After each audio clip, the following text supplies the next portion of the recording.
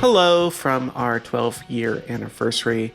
That's a weird amount of time to think about. I'm just not going to think about it anymore. Here is what is going on in the world of Night Vale. If you're not part of our Patreon, it's the only way we can keep making this show. Please consider joining it. We do 4 bonus episodes a year that are Patreon only, 2 behind-the-scenes episodes and 2 in-universe episodes.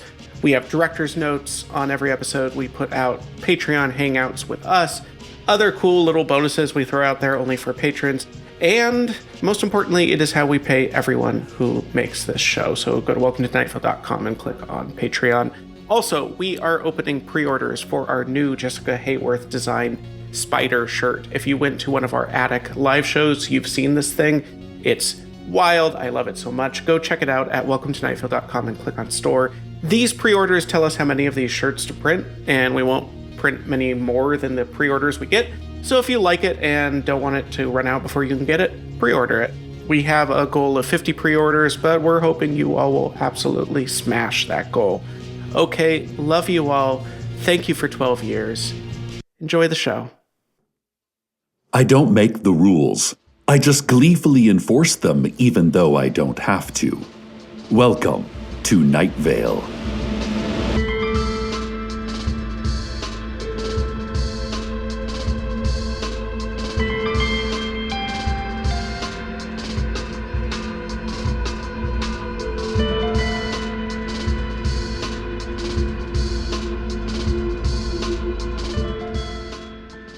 There is no Ralph's. There is Mother Lauren's pantry. There is no hole out back of the Ralph's. There is Mother Lauren's soil embrace. There is no Night Vale. There is Mother Lauren's brood. We are loved. We are loved. We are...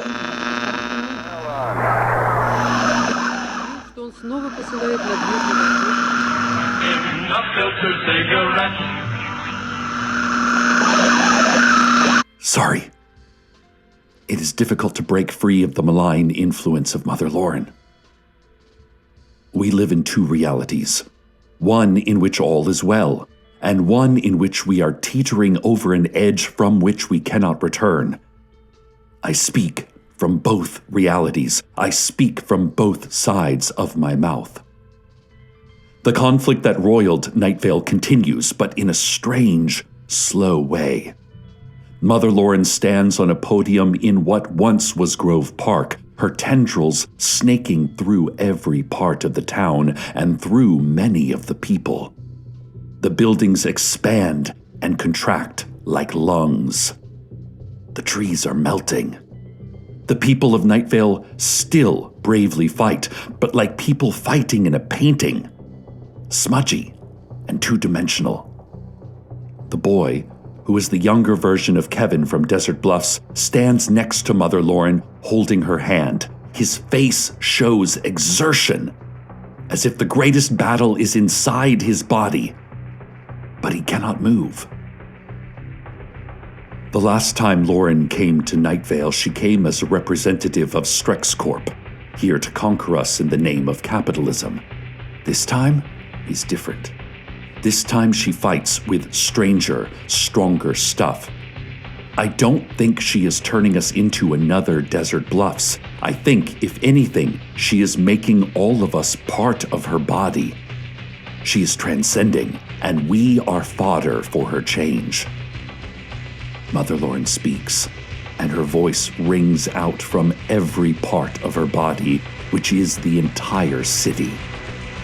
I am bored already of this, she says. It was too easy to defeat you. Your loss is not as delicious to me as I had hoped. But all is not yet lost. There is a plan. Our future lies with Alejandra Nunez, Ronnie Sharma, and Nanako Barnes of Mr. Prescott's 5th period AP English class, otherwise known as the Library Tweens. These brave children have followed in Tamika Flynn's footsteps, coming face to face with a librarian and emerging victorious. Now they must come face to face with something maybe 15% more horrifying than a librarian, a twisted cosmic god. The kids told me they could not give me the specifics of the plan, only that it involved using ropes and grappling hooks to cross the dangerous city streets through the air, guerrilla-style strikes on Mother Lauren's weak points, capturing Kevin, and finally attacking Mother Lauren when she least suspects it. At noon today. She'll never see it coming. As part of the plan, I have been asked to create a distraction so that Mother Lauren and Kevin won't notice what they are doing until it is too late. They told me it is vitally important that no one notice until the plan has been completed, and so I have been sworn to secrecy. A secrecy I will break for no one. Except, of course, you, my listeners. I could never keep anything from you. I've thought a lot about what a good distraction would be, and here's what I've come up with. Hey, look over there!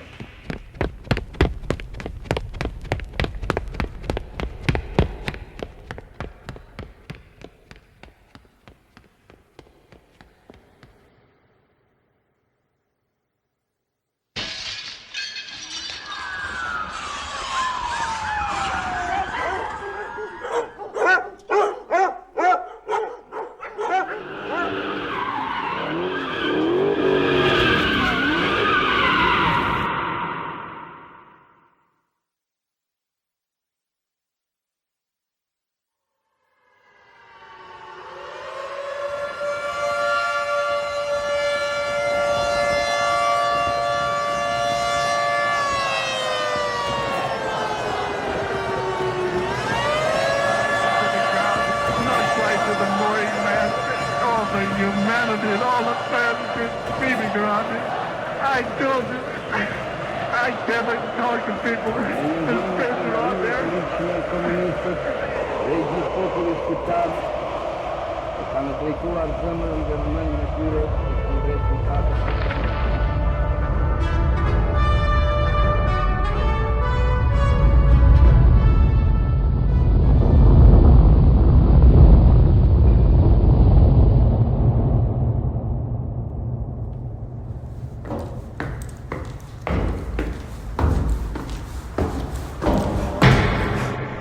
So, sorry. Little out of breath. We'll see if that worked. Oh no. Despite what some might say is the best distraction anyone has done in the history of getting people to look away from something important, it appears that Mother Lauren somehow got wind of the plan. She flinched, and the world flinched with her. She glared, and the world swooned. She no longer even has to fight. Night Vale is her thick, sludging heart, her pock-marked lungs. She has made us part of her disease. I am the universe itself, she howled, an air raid siren of a voice coming from all places at once. To fight me is to fight the fabric of existence. A laughable effort. The library tweens were seized by Mother Lauren's drones, who once were our own citizens, but now are pink, spongy lumps with no eyes, constantly screaming, "Help me, I still feel all of it. There is some vital part of me that remains untainted. I still have a soul," as they lumber comically toward the tweens. The tweens put up a valiant fight, but they were captured and thrown into the town prison, which now is covered in a pale, flaky skin. The boy watched this all happen, holding on to Mother Lauren's hands, enfolded in her multitude of oil-slick wings.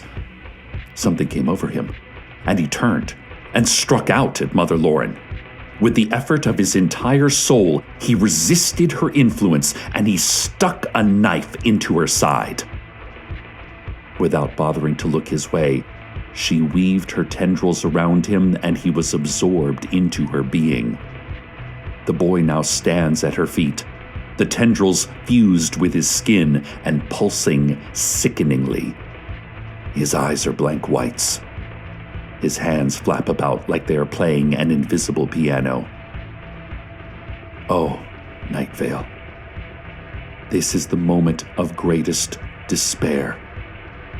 We have not only been defeated, but changed. We are no longer who we are. And to make matters worse, here comes Kevin, unfolding himself from the crowd, strutting up to the podium of his victory.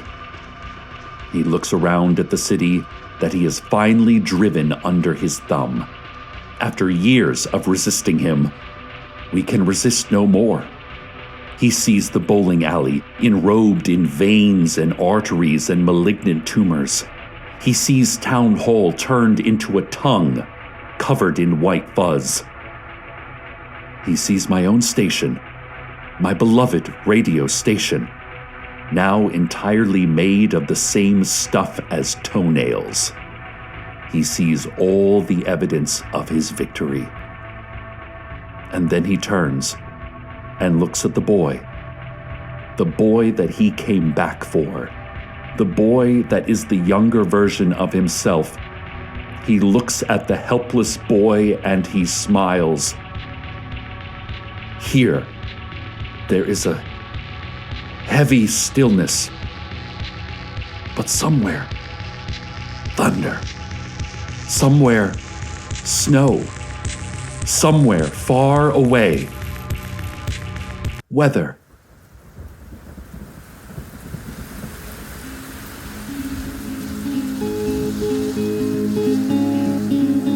I cut my teeth on poetry. Those first words I said I didn't mean.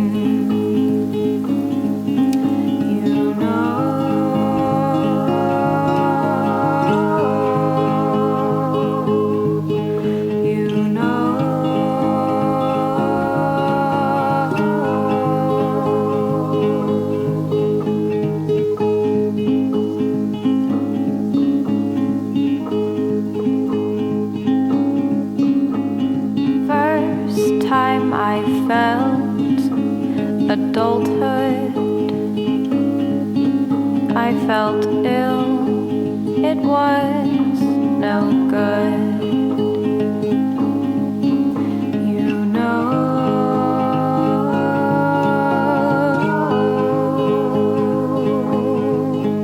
You know.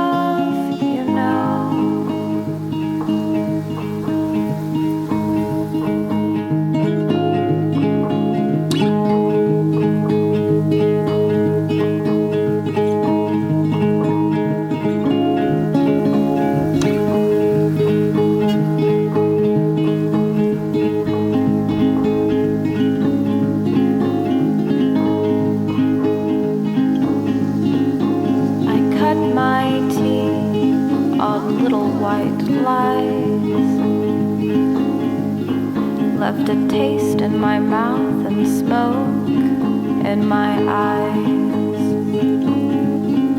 You know.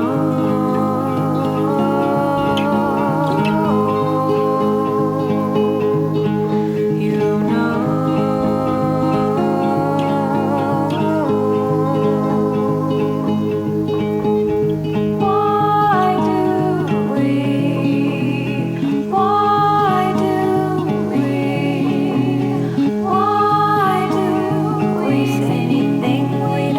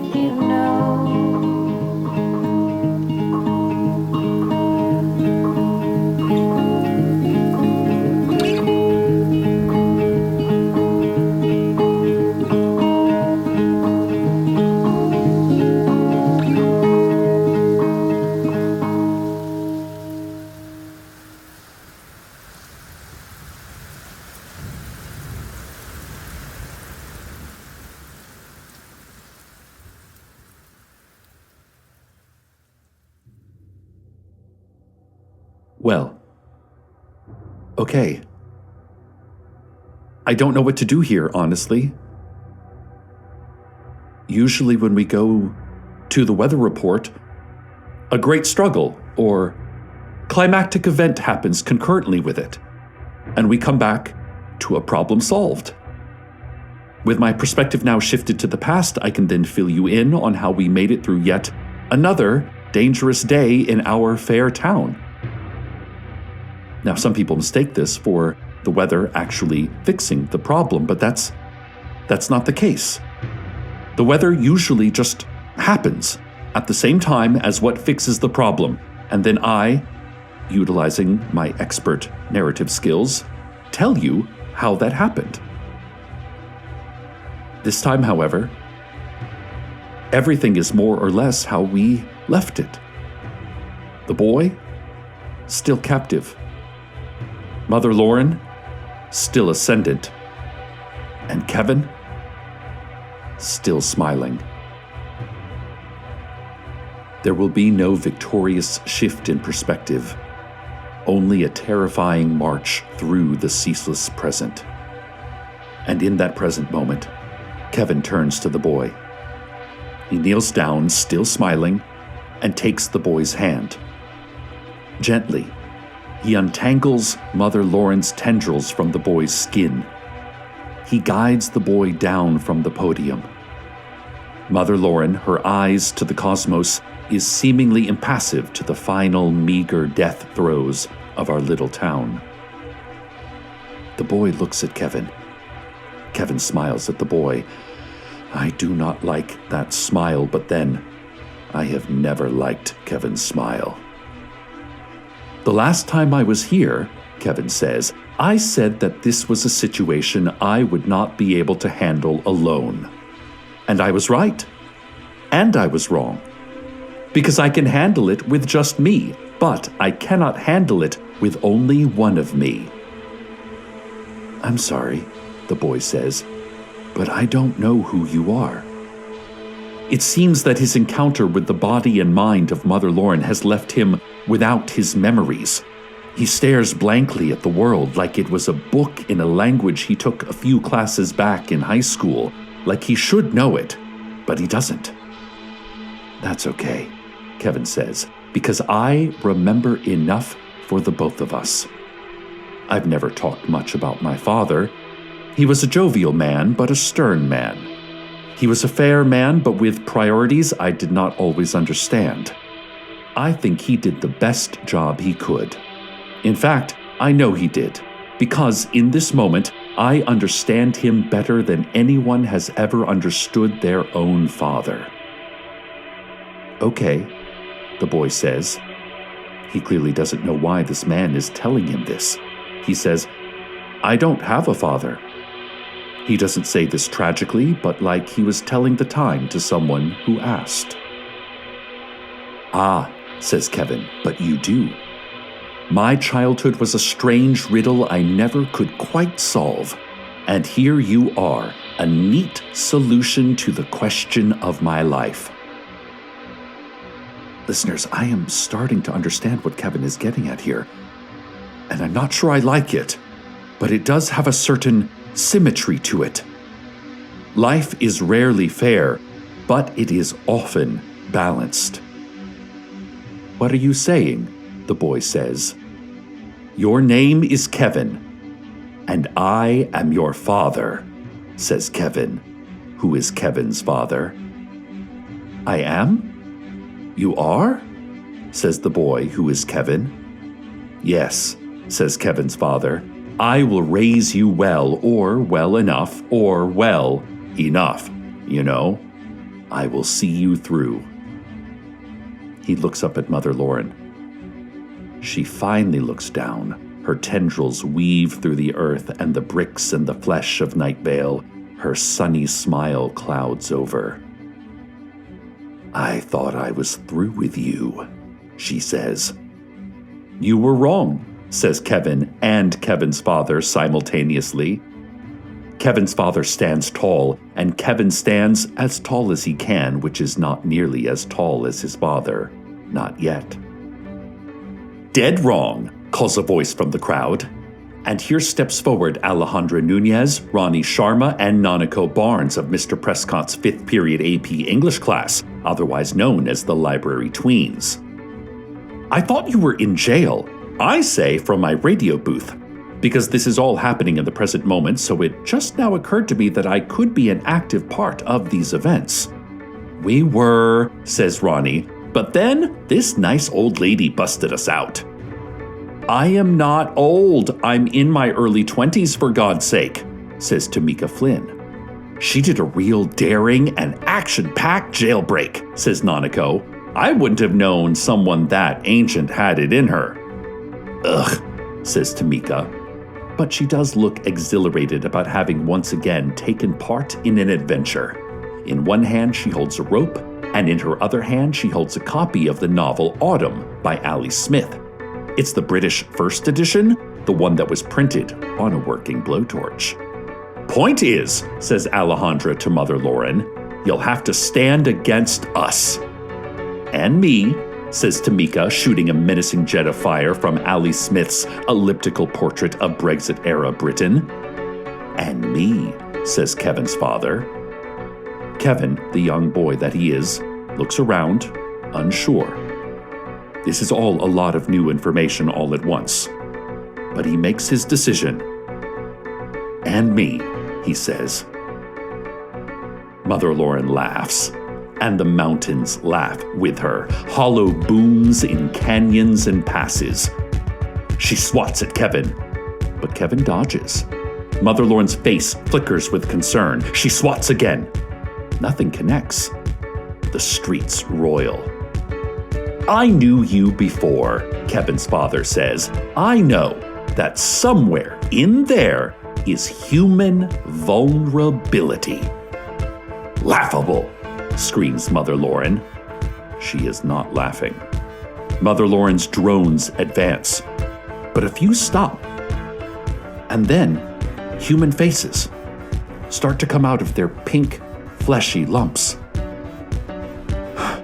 We could neither breathe, nor could we die, the people inside the drones say. We were trapped in the moment between breaths. It was torture without end. Other Night Vale citizens give them thumbs up, indicating empathy. No, I am a god, shouts Mother Lauren. Yes, says Kevin's father, and like any god, you are defined by the belief of your worshippers. Mother Lauren's face screws up in fury, and then she scowls up again at the cosmos. Yeah, okay, screw it, she says. This universe was getting too small for me anyway. And with that, she floats into the sky. The stars open like a door for her. She steps through. She glances back for a moment at the city below her. One day I will return, she says. Or I won't. TBD. And then the stars swing shut behind her. And she is gone. Gradually, the city comes back to itself. The people shake off the influence of Mother Lauren. The buildings and the earth and the trees return to themselves. All is as it was, minus those who are dead or injured or missing, which is a good amount of people. At the center of all this is a boy and his father. The boy is holding his father's hand. The boy is holding his own hand. Kevin is holding Kevin's hand, and together, Kevin walks back to his home to live, if not always happily, then at the very least, ever after.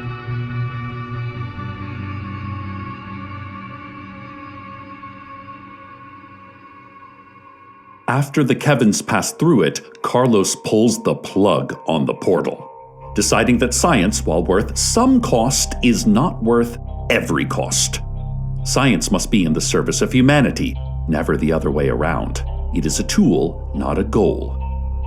Oh, he says that the portal made a real cool zap sound as it turned off. The library tweens, as they wish to be called, have declared the creation of a new teen militia to protect Night Vale from any further incursions from Desert Bluffs 2 and anyone else who might want to mess with them. Tamika Flynn, who knows a thing or two about leading a teen militia, offered to be a mentor, but the library tweens put out a statement saying, that's okay. No thanks, ma'am. What lies ahead for Night Vale? I cannot say. Our future is an unwritten slate. Our past is a diary scribbled in handwriting none of us can read, and our present is the view through a dirty window. Specifically, for me, the dirty window in this studio, through which I can see Amber Akini teaching her son how to ride a bike. I can see Michelle Wynn and Maureen Johnson taking their poodle earwig mix, or poo wig, out for a walk. I can see a mysterious van with the symbol of a labyrinth on it, with a man who is not tall and a man who is not short inside, driving some unknown cargo out into the scrublands. In short, I see the day-to-day of a town that has been through a lot, but remained through it all very much itself. I see Night Vale, and I love it. Good night, my favorite town. Good night.